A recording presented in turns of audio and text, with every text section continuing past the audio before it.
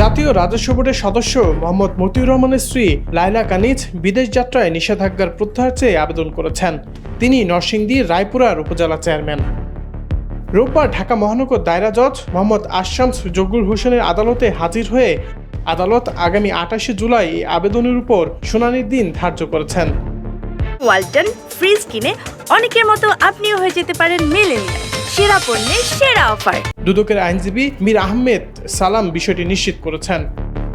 এর আগে সোমবার দুদকের আবেদনের প্রেক্ষিতে ঢাকার সিনিয়র স্পেশাল আদালত মতিউর রহমান, তার স্ত্রী লায়লা কানিজ ও তাদের ছেলে আহমেদ তৌফিকুর রহমান অর্ণবকে বিদেশ গমনের নিষেধাজ্ঞা দিয়েছেন আদালত। ছাগলকাণ্ডে আলোচিত ইফাতের বাবা জাতীয় রাজস্ব বোর্ডের সদস্য মোহাম্মদ মতিউর রহমানের বিরুদ্ধে অবৈধ সম্পদ অর্জনের অভিযোগে 4 বার অনুসন্ধান করেছে দুর্নীতি দমন কমিশন। প্রতিবারই অনুসন্ধান পর্যায় থেকে শেষ হয়েছে কার্যক্রম। এক ধরনের অলিখিত ক্লিন চিট দেওয়া হয়েছে মতিউরকে। মতিউরের বিরুদ্ধে ফের অনুসন্ধান শুরু করেছে দুদক। Desk report, Manabzamin.